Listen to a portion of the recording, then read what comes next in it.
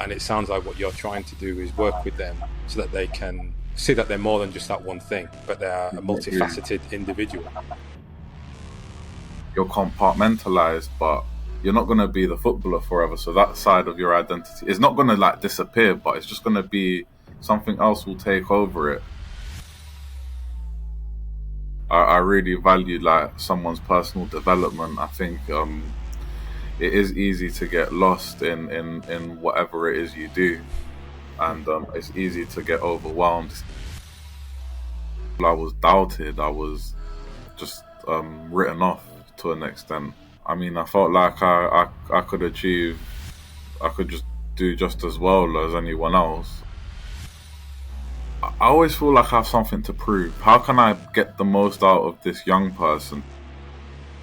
Football is like that in Thailand. Football is like this. So, this is gonna sound like but you see, like McDonald's.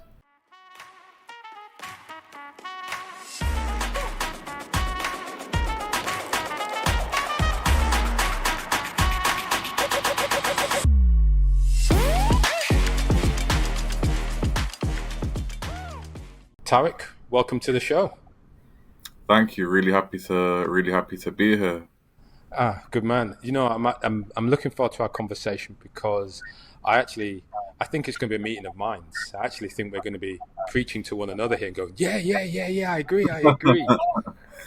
Yeah, no, definitely. Yeah, no, I'm looking forward to hearing how your mind works, how you think, and how you approach what you do. Yeah, it sounds like we're going to be flipping the script here. I'm going to let you ask me the questions, man. But no, seriously, it's good for us to connect. Just reading up on you, it sounds like you're certainly passionate about that athlete well-being and sort of mental space and health kicking into that as well. So I look forward to just delving into those spots with you and just see where we go. Yeah, of course. No, definitely. I think I've always been quite big on like the personal development of others.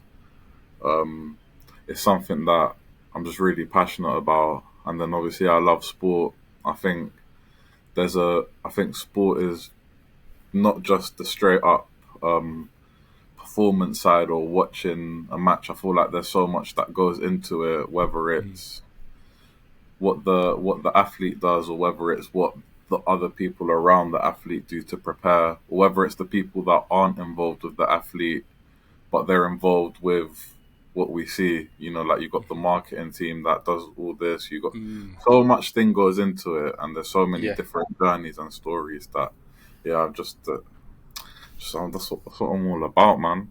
Yeah, oh, that's good.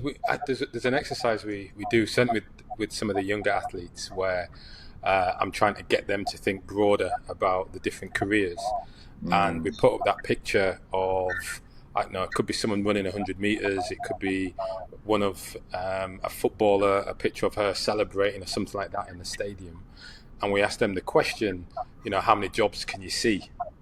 ooh, I And like that. I like that. yeah, yeah. So, typically they're like, oh, you see the player or the athlete, but then you're like, yeah, but who built the stadium? What about the people watching? Who cut the grass? Who took the photograph? Who did the marketing? So you really start to see that whole picture around sport. 100%. And I just feel like each job that there is, like someone goes through a very unique kind of journey in that job, whether it's how they got there or what they do. Yeah, So like, especially like the player, if we're talking about the player side, the player goes through loads of different things, the same as the coach. But yeah, like I yeah, want to keep repeating, but yeah, there's just yeah, so yeah, much to it. yeah. That's actually quite true. I suppose whilst I think of the roles that they play, I probably never think to that extent of the journeys that they have to go through. But you're quite right. Every career from the what interested them in the first place, what skills they had to develop, what training, what experiences they've had just to get to being that picture somewhere. I see, man. Yeah, that is quite interesting. That's another show. We've stepped into another show already. That's um, but look, Tarek, there's going to be some people are going to be checking this out, certainly as we, um, what are going to want to know a bit about you as well. So just give us that infomercial about who you are and what you get up to nowadays. So my name is Tariq, obviously. I have my own show called Life in Sport, which is where we jump into those kinds of conversations that I've mentioned and how much there is to it. I like to call it the holistic side of sport and how life and sport intertwine because they are things that really affect each other. And then yeah, I'm interested in the personal journey of anyone. Um, in general, like if we're talking work wise, I'm right now I'm in a school, so I work in a autism provision. So I support like 8 kids with autism. They're all like we're in a mainstream setting, but we're kind of we're a bit separate. But then the aim is to like slowly build up their confidence and independence and take them into the mainstream. I support them in class. Yeah, I teach, but I teach a couple lessons. I teach some life skills. I teach autism identity, and I teach whatever my manager asks me to teach. But those are like the those are the main subjects. So that's what and on the side of that, there's a football program in my school. So like in the UK, like you got like college sixth form, like year 12 and 13, which is like after secondary education. And hmm in that football program, it's for year 12 and 13. So those are like the 2 years before you go uni, and they're like just playing. They like have a football program where they like play they train like 3 times a week. They've got a match on in the middle of the week, and obviously when you get to that stage of education, it's the first time where you've got a lot more independence hmm because you start to like pick your subjects. That's when you like drop. That's when you're specifically doing subjects that you like. So yeah, you're starting to shape what you want to do in the future. Doesn't mean that you get to that stage of education and you know what you're going to do, but mm. I think that's the No, idea. That's yeah, the idea. So I've been hmm mentoring a couple of people that are in that football program that okay, I support them with their education, like yeah, and time management balance. I like to focus on things like identity. I like to focus on things like just their goals and aspiration. Get an yeah, idea of them. I work with a couple of other athletes outside of school voluntarily. yeah, So yeah, yeah, that's sort of like what my day to day is. Obviously, mm. the bread and butter is like the provision, For the which I yeah, mean, I do love it, but I mean, the aim isn't to be there for too long. yeah. But so I like it though. Like you say, it's anchored in on the schooling, which I think itself is really good and very much needed. In terms of working on that, I suppose working with children on the autism spectrum and helping to gradually integrate them into, as you say, into that mainstream classes. And I like the fact you also still getting to express yourself through sport, with the mentoring of those like 17 to 18 year olds, 17, 18 year olds in that sixth form college. Is that right? Yeah, yeah, yeah, Yeah. yeah. Yeah. And helping them with, I guess, that mental toughness. And I suppose I have to ask that question. What do you mean by working with them on identity?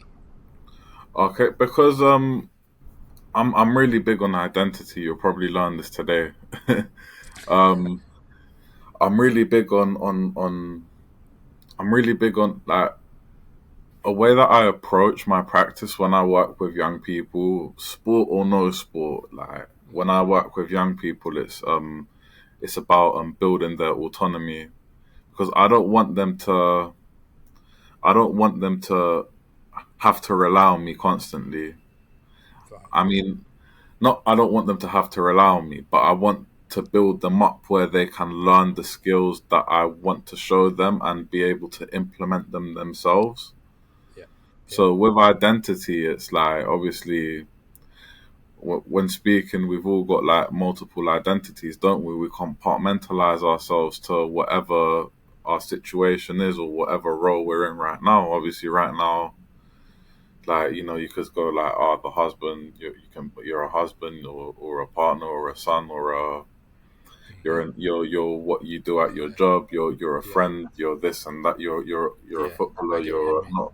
Yeah. So like, I want them to be able to understand who they are, so then they can get a better understanding of like what makes them them kind of thing. I Yeah. mean, it doesn't sound. I don't feel like I'm explaining it as well as I can, but Well, it's what kind I'm of under now, you see, I'll step in because what I'm understanding is the first premise is whilst you're sort of mentoring them and building them up, you don't want them to have to rely on you forever. But the mm, idea is that you're coming in for that moment, for however long that is, to try and give them the skills and the confidence to know who they are without needing to turn to you every time. exactly. Yeah. And know who what that part of them plays in their life, sort of thing. Mm. Yeah, because I suppose one of the bits I talk a lot about, and I suppose as we delve into that, we talk about individuals identifying themselves often in one dimension, often as um, I'm a bricklayer, Mm, or they'll see themselves I'm a marketing executive, and I guess for some of these youngsters they see themselves as I was the cool kid or the footballer, and that's what I do. And it sounds like what you're trying to do is work with them so that they can see see that they're more than just that one thing, but they're a exactly. multifaceted individual. Exactly. Yeah, And I think the thing is the more that you let's say you are the footballer. Let's say you are like you play football and you identify yourself as the footballer. The more you identify yourself and the more like emotion you put into that part of your identity, when it does go wrong, because it goes wrong at points, you like mm, then the harder it's going to hit you and the harder it is going to be to bounce back from that. yeah, You know what I mean? So if you have a bad game, but you're so like locked in and immersed into your identity part of a footballer, the more yeah, that bad game is going to affect you after the game. And mm, kind of, I don't want, I don't want these young people that I work with to be thinking about something that they can't do nothing about at that time. yeah. So if you had a bad game on Sunday, like I don't want you to be regretting the whole game for the For rest the of the whole week. week. Yeah, yeah, as if there's nothing else in their life.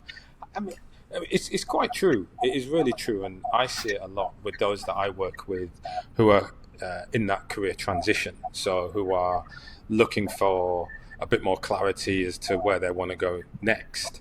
And what becomes really important is speaking with them to say, that's okay.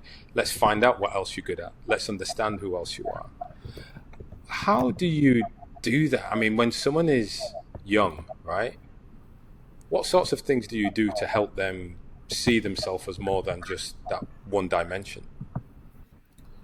Well, I think most importantly, like I've worked with some kids that are a bit, I won't say troublesome, but like Mm, like the teacher might be on top of them a little bit more. yeah, So I yeah, think my first approach is to be like, I'm not here to tell you what you already know. Do you know what I mean? So mhm, yeah, I'm not here to tell you what you already know. So I try to kind of detach myself from what they see as an adult figure in their life. yeah, Like for example, there's a boy that's always late to school. I'm not here to tell mhm. you off about being late. Like Yeah, you're not meant to be late. So mhm, yeah. and okay, so I started my point and I forgot what the question was. Can you repeat the question, please? All good, all good. I was just wondering, how do you approach helping these individuals to understand their identity, that they're more than just one dimensional? Um, well, I actually did a session with. I'll speak about a session I did specifically. Yeah, yeah, that would be good. I kind of got them to mind map it. Okay. So I was like, what kinds of like I was like, we've got loads of different identities. Like, what Hmm. kind? In general, like if they sometimes it's great and they just completely get it and they're like, yeah, so I can be this and that. Sometimes I might need to give them a little To nudge. prompt them through. Yeah. I'll be like, I'll tell them that you are it's not like I have a specific. It kind of depends on the individual. Yeah, yeah, yeah. Because some people are like they might get it straight away, and they'll get what you're talking about. And some people Hmm. might need a bit. Some people, the attitude might Yeah, be like, you need a lot yeah, more prompting to coax it out of them. yeah. Yeah. So I think I'd start with one. I'd be like, so you're right now. I'd be okay. For example, where are we? Oh, okay, Hmm. we're in school. Okay, so what do Yeah. you do in school? Yeah, I study. Okay, so that makes you what, a student, Hmm. and I'll kind of break Yeah. it down like that. Okay, so Yeah. and then I'll be like, are you just a student? No. Okay, so what else are you? Okay, no, Hmm. and then like I'm a son or Yeah. daughter, Yeah. Yeah. and then I'll get them to identify. Like I'll be like, so what? If you're here by yourself, are you here by yourself or do you talk to people? Hmm. Oh, yeah, no, I've got my Right. friend. So that makes you a what? Oh, a Yeah. friend. Okay, do you know? Do Yeah. you, do you get what I'm saying? Like I'm not spoon feeding it, but I'm like that No. gives them the idea, and then it Yeah. Yeah. starts to kind of develop. Yeah. Well, Um, what you've done is actually is really break it down in a super simple form. And what I love about that is it makes it present. It makes it right now. So what you're asking them is, who are you right now, and what role do you play in this environment? And by then asking them, what are they, where do they go at home, or who do they then interact with? It opens up to have a conversation where they're starting to recognize that in different environments they may actually play different roles. exactly. And Yeah. then I break it down further. I'm like, so with one student I worked with, they were telling me how they were a footballer, they were a student, they Hmm. were a daughter, and they were a friend. And then I said to them, I was like, well, what do you think is the most important identity? What do you think is your most important aspect of your identity right now? And she's quite sensible. Yeah, I think being a student is the most important because that's what I'm my day to day. That's what I'm trying to achieve. From there, I can get a career. But then she's like, equally, football, I could get a career from there. Yeah. And then like then we went into what is this like? I like to generalize things, but then I like to break it down further. So Yes. it's like okay, oh, I'm a daughter. Okay, what makes you a daughter? Why is that important? Okay, yeah, I Hmm. got a good relationship with my mom. Ah, because of that, I'm more trusting. Because of being more trusting, I'm more willing to try it. Do you know what I mean? And then it's like, so Yeah. that's kind of the approach I took. That's kind Hmm. of the approach I take there, breaking it down. But obviously, if Yeah. someone understands and they can break it down without me having to say anything, then Hmm. like I'm not going to Yeah. be Yeah. working with them for very long. No, no, but I guess that is, as you said, is that's the idea, is to get them to that point where they can self-identify in some respects, the Yeah. roles that they play in life. Um, And yeah, you just obviously, there's the side of it. I was like, do you think these identities change for as your life changes as you get older? hmm I got them thinking about that. I was like, are you going to be a student forever? No, so that's going to yeah, change and something else is going to come mm, up. Like, yeah, so if you're a student now, you might become a uni student and then an employee. Do you know yeah, what I mean? You might become a partner. You might become someone's partner. You might become a girlfriend and a wife. You might become yeah, a. I was like, if you have children, you might become a mum. That like hmm these like the identities are ever yeah, evolving. And that it's ever yeah, changing as well. You're hmm not you're compartmentalized, but you're not gonna be the footballer forever. So that side of your identity is not gonna like disappear, but it's just gonna be something else will take over it. yeah, Like yeah. and other branches will be added. Yeah, yeah. I like it, Tarek. I like that, that approach that you've just described, and I think those who are listening are probably going to take a lot from that. Just the simplicity of breaking about who they are and in different places, but then adding that future context to it to say, well, will it be the same forever, or how will that change? Um, how do you find that? In fact, you know what? Before we even go there, I have to ask, Tarek, how did you get into that? Where did how did you get into being that kind of mentor in that sport environment? Um, you know what? I don't know. I think in the shortest answer, I don't know. I don't think I became. I think I just. I think I always feel like I have something to prove. So when I have something to prove, how can I get the most out of this young person to want to learn and to want to, I don't know, what can I do to get the most out of this person? Do you know what I mean? I think, Hmm. and obviously as I've got as like I think trying to get into break into this player care space, this well-being, athlete well-being space. I've spoken to a big part of like getting into such a competitive industry is networking. So I've networked with a lot of people that are in the space already, Hmm. Yeah, at like various professional clubs like in the UK, yeah. and I just take a little bit from everyone, sort of thing as Yeah. well.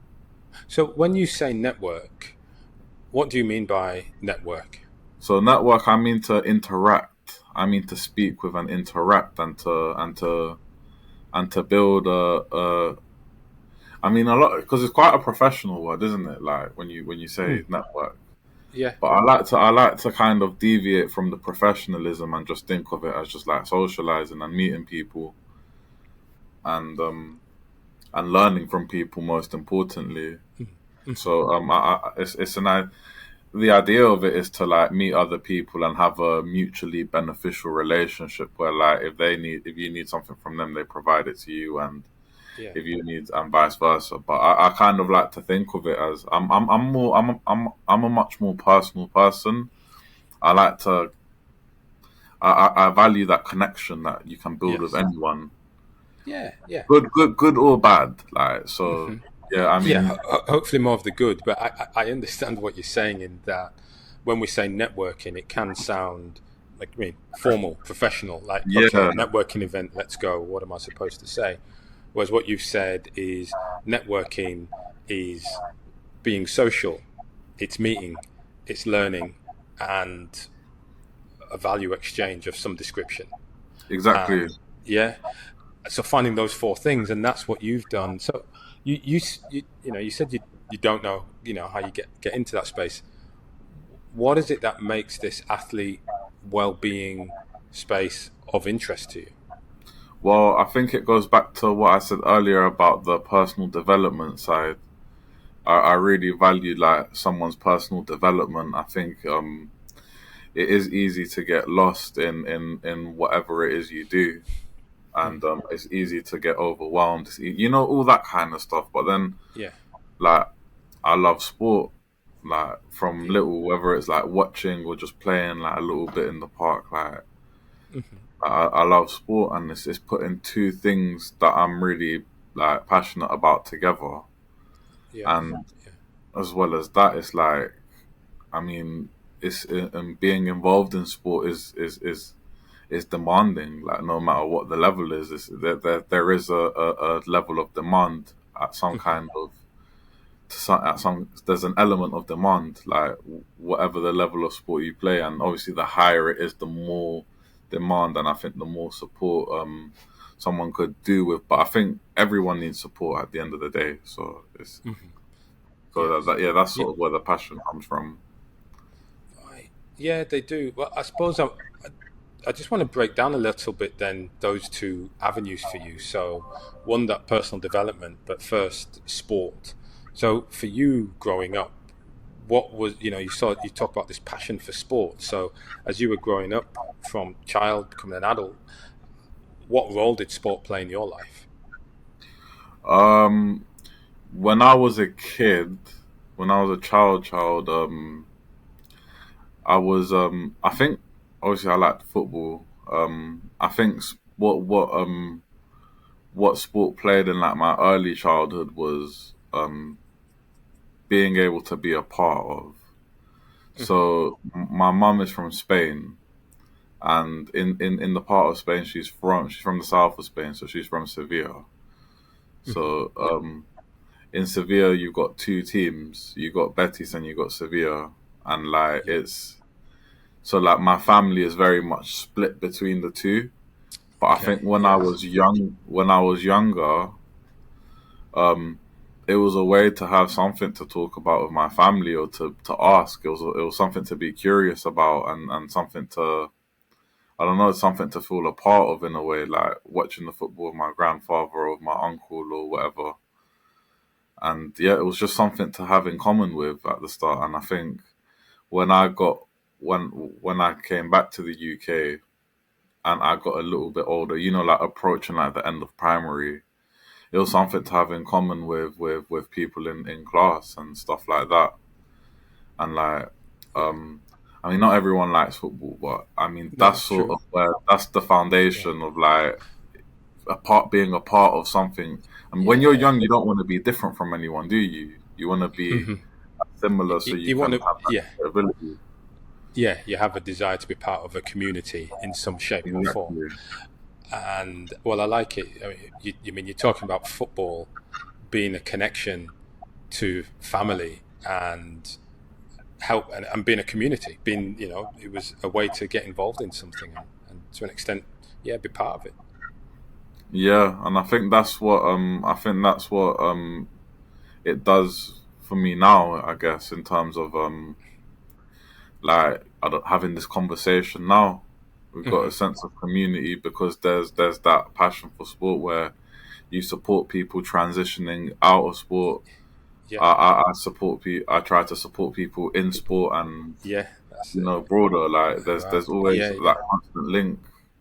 It doesn't just Mm, have to be football. It's anything. Like, but mm, that's sort mm. of like the nuts and bolts of it. Like in terms of Yeah. No, the a lot. start discussion. But to be honest, it makes a lot of sense. And if I even thinking about the podcast that you do, and then you think about, yeah, that connection, it we can have a chat because we both love sport.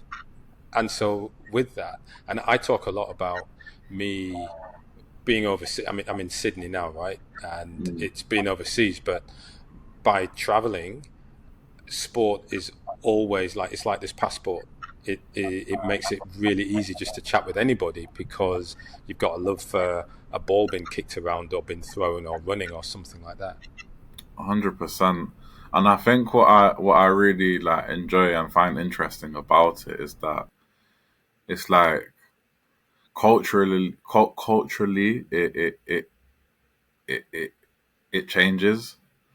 Like you could be playing or watching the same sport, but in the UK football is like this, but then in Germany football is like that, in Thailand football is like this. So it's the same thing.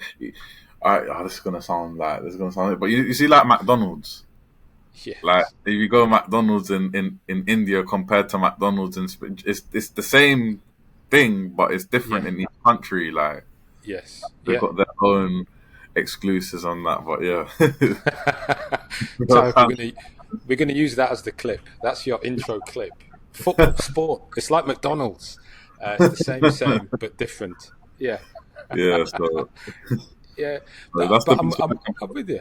I'm with that's you. the I'm best with way you I though. can put it without like waffling for like 10 minutes. That was it. We should have cut straight into that piece. No, but I'm with you. Playing sport, doing sport in different countries, you get a sense of this flavour. And I actually wrote a funny. Well, I wrote an article a while back about how playing football taught me, or DJing helped me. DJing and playing football helped me to learn French.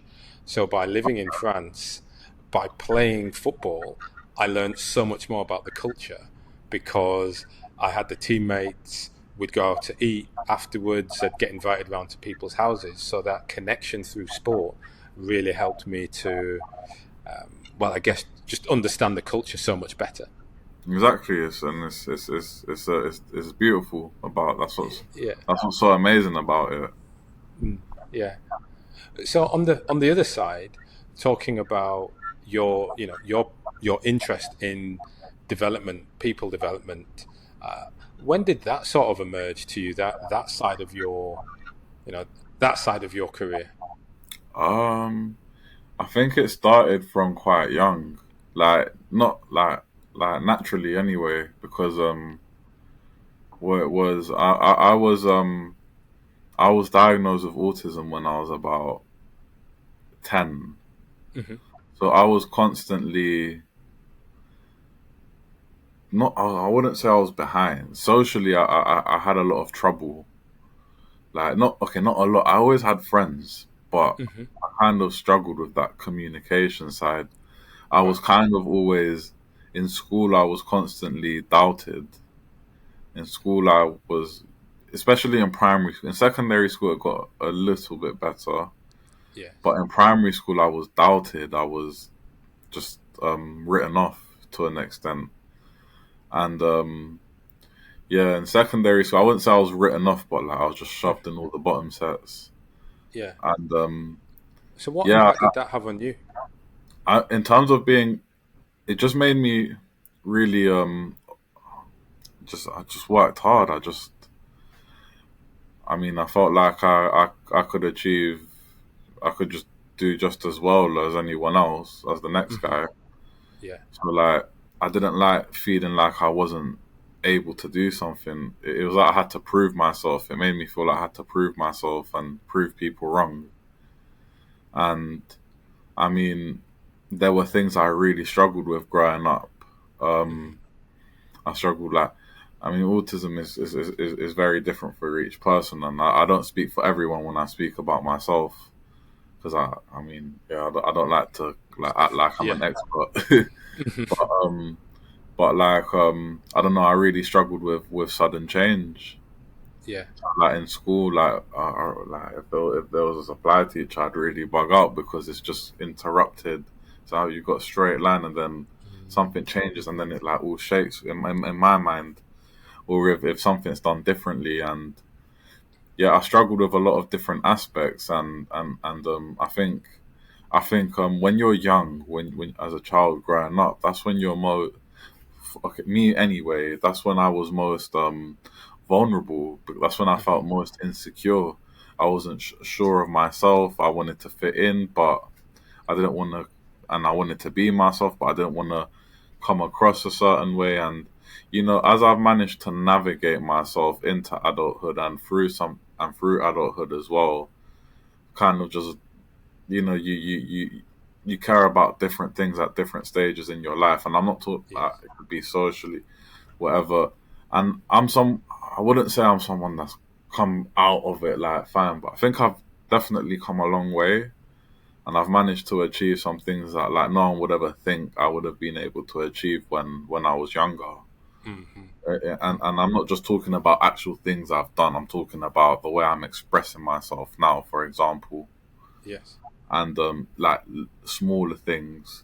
And I think yeah, it's a bit. I think being that sense of like it's okay to think like that, as in like it's okay to not be sure, it's okay to not be Hmm. this and that, and furthermore like bridging that gap between like the young people and adults, because when you're young and you see the adults, you think the adults got it all together, and Yes. I kind of want to dismiss that like Yeah.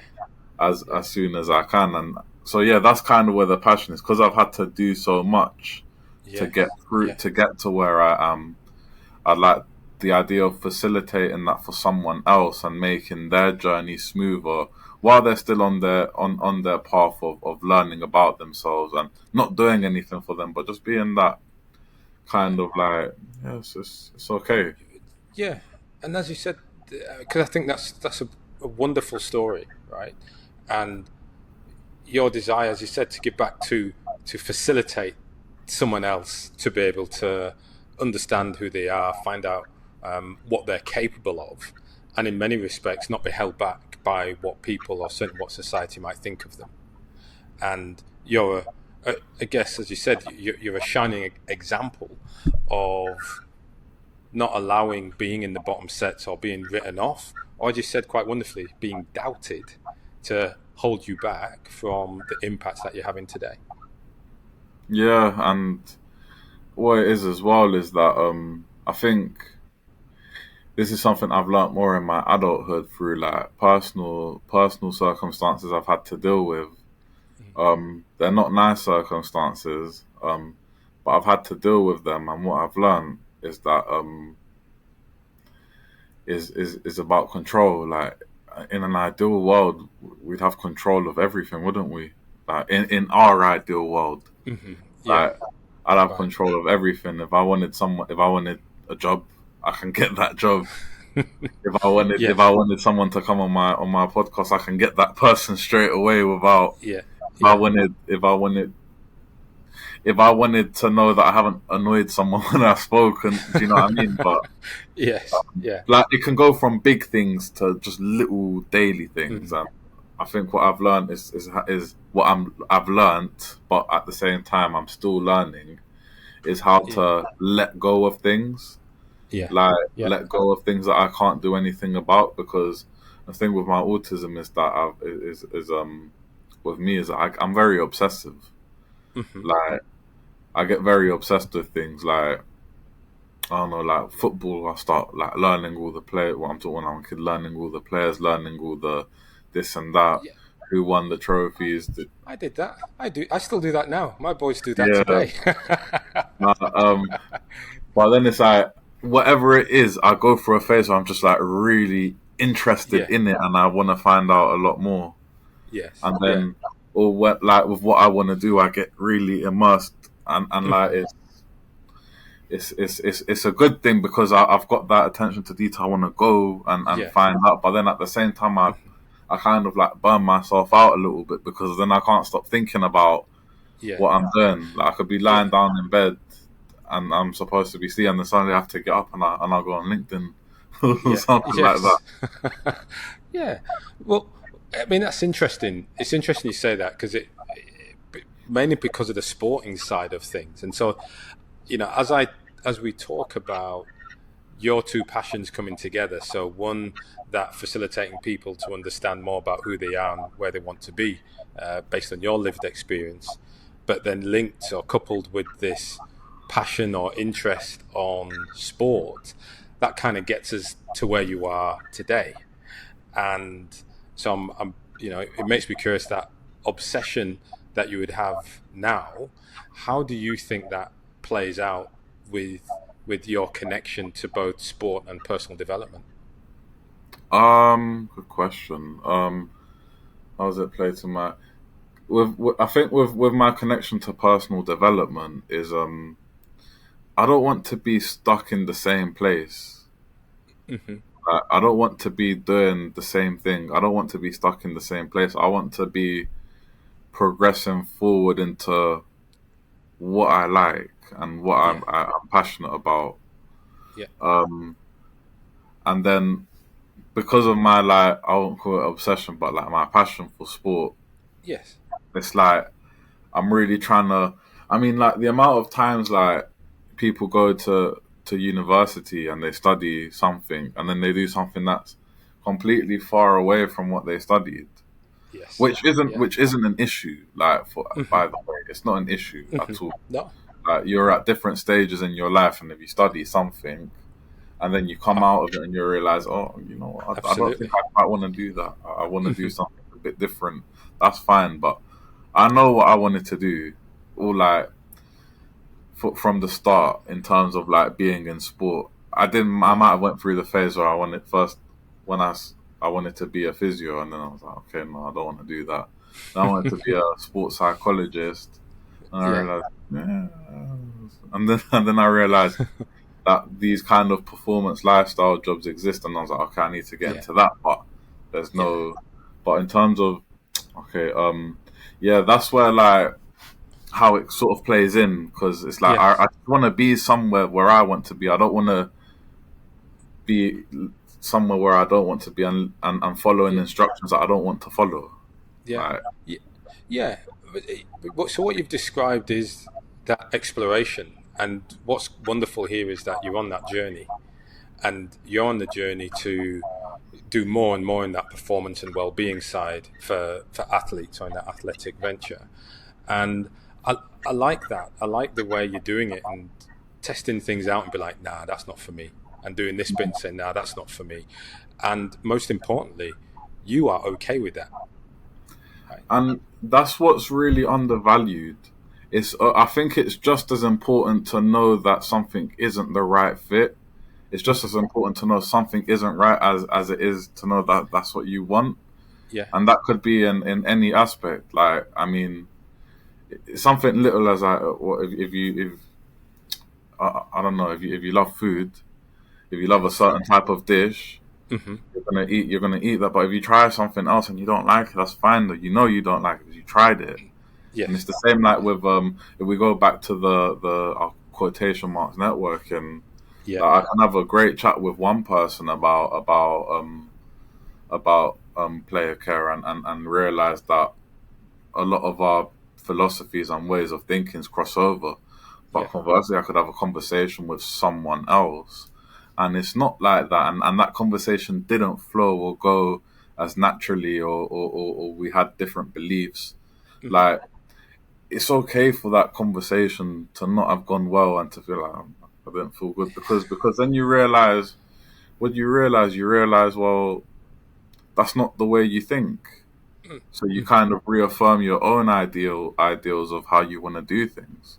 yeah, So it's yeah, just as important to know what isn't good as it is to know what is good. And I yeah, think it's really undervalued. And I feel like when something doesn't go right or goes against the grain a little bit, it kind of, knowing that it's okay for it to go against the grain and that isn't what you want, it's a bit more hmm reassuring for yourself.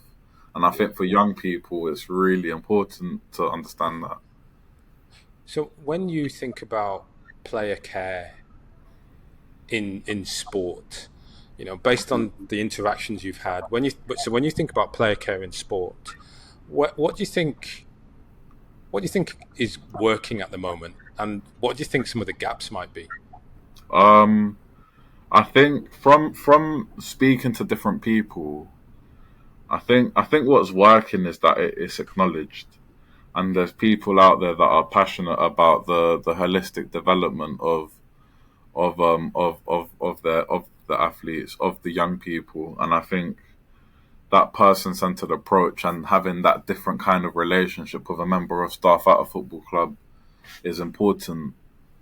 Like, compared to like a coach, you want to impress your coach and whatever. Whereas with Yeah, like the more, or the same in school, you kind of want to impress your teacher, but then with the more pastorally kind of side of things, you can lay it back.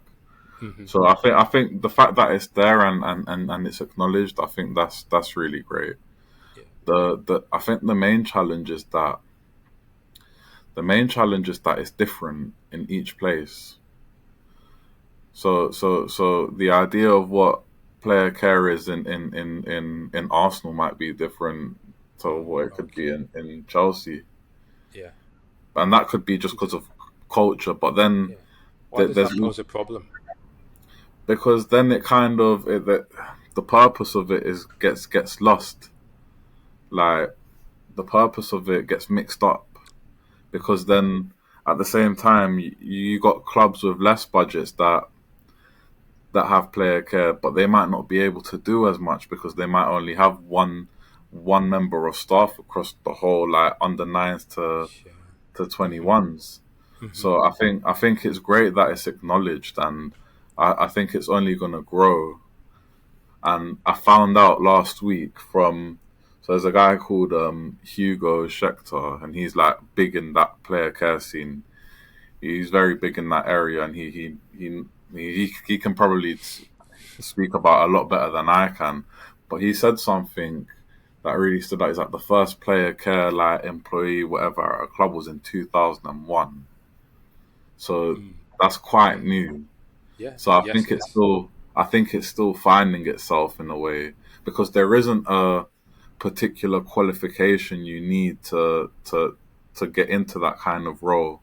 And I'm not talking just in football. I'm talking like in, like, in outside of football as well. There's not a particular qualification. There's just it's just sort Yeah, of a learn there are on the different job kind paths. of role, compared to like being a football coach, where you are learning on the job, but the hmm demands are a lot different. To be a football coach or any kind of, you need this Yeah, badge, that badge.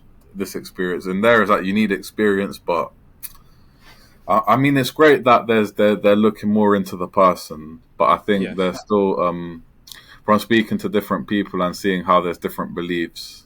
Right. Some people Okay. see it more liaison, operational, helping them move in and find a bank account. Some people see it more Yeah. as well being, you Hmm. know what I mean? So I think it's still Yeah. striking that balance of where it wants to be. But because there isn't one defined thing and it's based on culture and budget in Yeah. football anyway, it is quite difficult. But then I don't want to speak too deep like I've been inside the football scene like No. that. But Yeah. that's my Yeah. understanding from my Yeah. Yeah. perspective.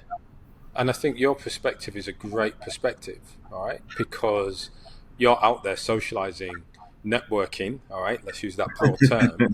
And what you've learned from bouncing off all of these individuals is that view. And you can see there are these differences in the model. And being somebody who, you know, who is in as a player, as a coach, as a well-being individual, as then a career coach, and even on advisory perspectives, you're right. It is different. It's different within one sport, and it's different across all sports. So I think you're spot on with that acknowledgement that it's great people are aware of this need for player care in its broadest sense, that well-being, that education. But one of the challenges is that it is different all over the place, and there are Mm. different emphasis being made, which means that access players, athletes have is different and is quite varied, and some therefore have wonderful experiences, and others it is significantly below par. I mean, and I think I think like what it is as well in like a football academy setting, you kind of clubs are audited in different areas Hmm. of their academy, That's right. and like because like how do you assess player care if it's Mm. different in one place to another? Do Yeah, you know what I mean? yeah. How do you know a club is doing well at something if it can be drastically different with how they see Mm. things?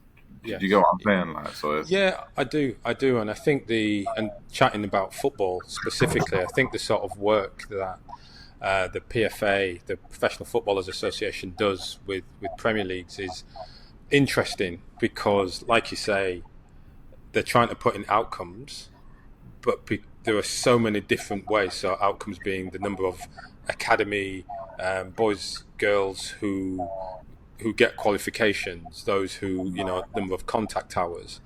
Like you say, they're trying to put the outcomes in, which I think is fantastic. But there also needs to be, and like you say, it's a new profession, but there needs to be that view on, well, what structures are in place to enable those outcomes, and what therefore is the best structure, or at least most appropriate structure, based on clubs and resources. So yeah, definitely a lot to keep talking about in that regard. and I think another like big aspect of I wouldn't even just say player care, but just any kind of well-being role that involves Hmm. young people is being part of that like multidisciplinary team. Yeah, You're gonna have to work alongside different people that care for the same person but in different ways. So yes, the coach wants the coach wants their player to develop as a on the pitch. I mean, obviously, that's not all coaches are people as well. They probably build their own sometimes. Yeah, relationships. Um, but you're gonna want to work with the like you're gonna need to be on the same page as the coach, who's gonna mm, want different things and different demands of the same person you're working with.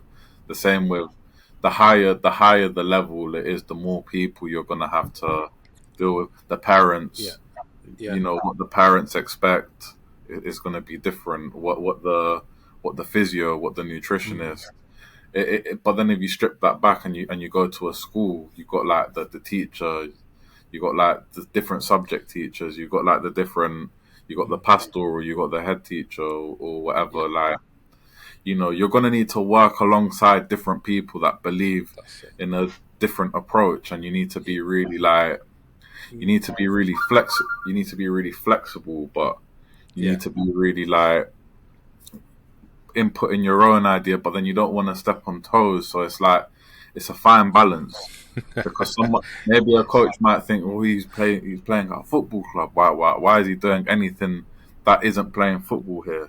And then Yes. it's like you've got to kind of work with that. How can you work with that? You can. I personally like the idea of for example, oh, if we do this session, this is going to help his communication.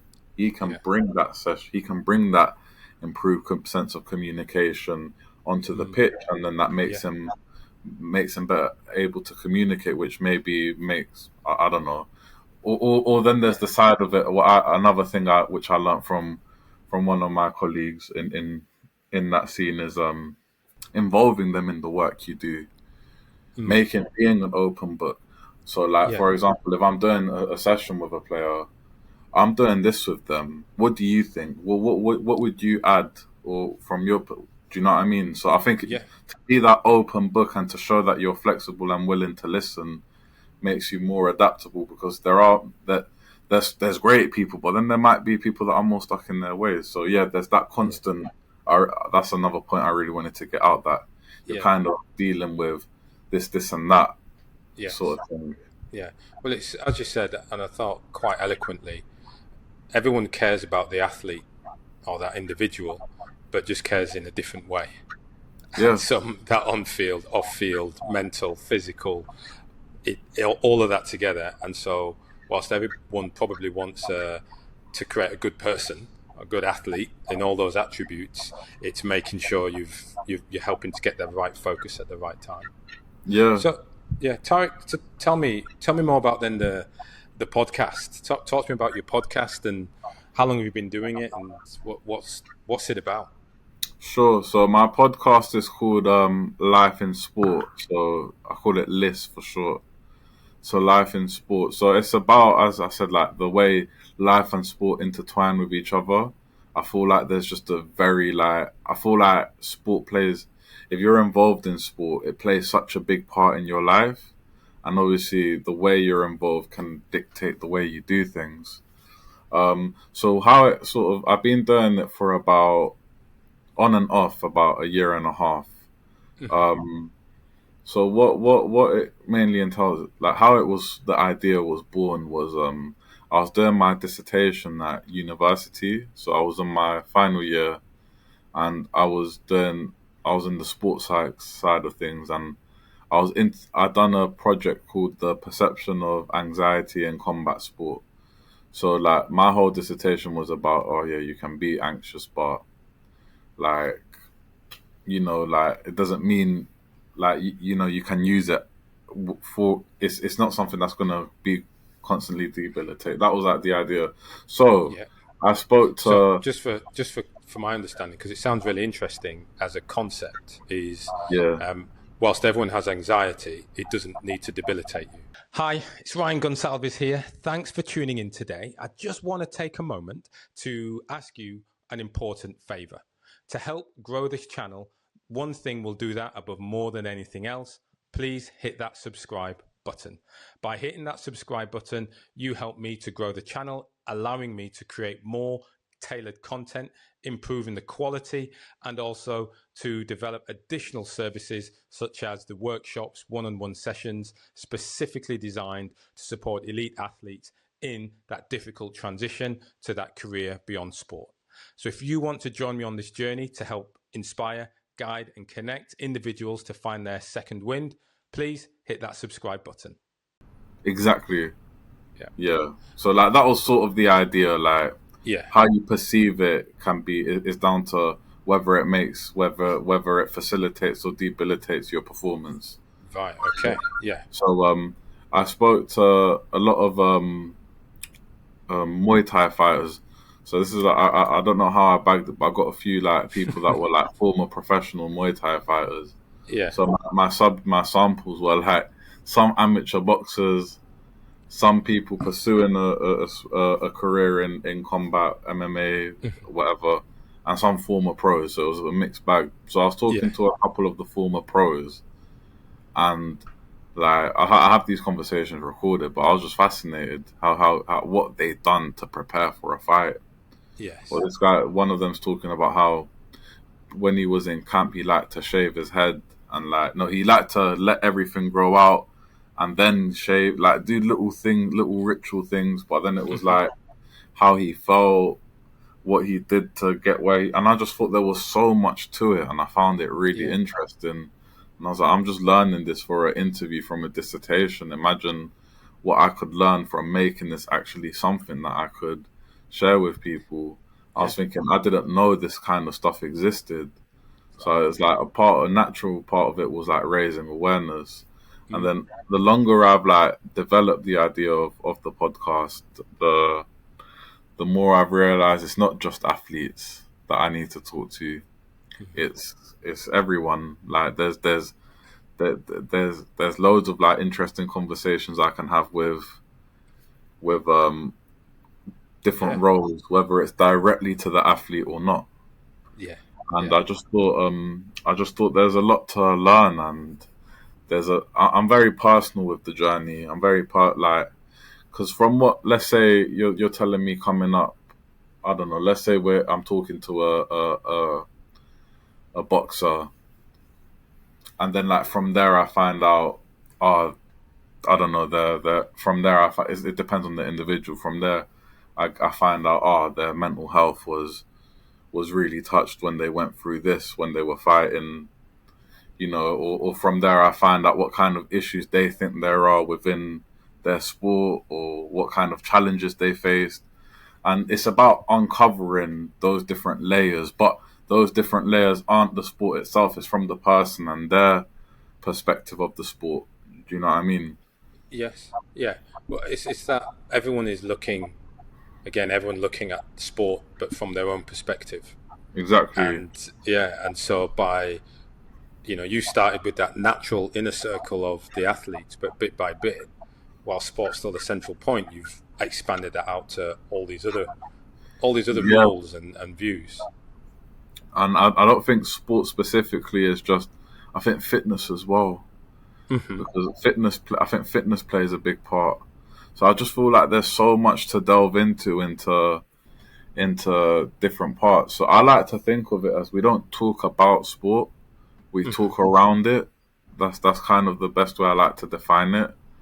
We Yeah. don't talk about, oh, I'm training at 6 in the morning and this, and there might be some of that Yeah. depending on what the person speaks about and how. But then it depends on how I ask the questions and make the vibe of the conversation feel like. But Yeah. Yeah. it's kind of around. Yeah. I want my viewer or listener to get is, oh, I didn't know that. Do you know what I mean? I Hmm. didn't know that. Yeah. I didn't think it It's, was like that. Like yeah. that's what I want someone to get from watching and listening to my Mm. content. Yeah.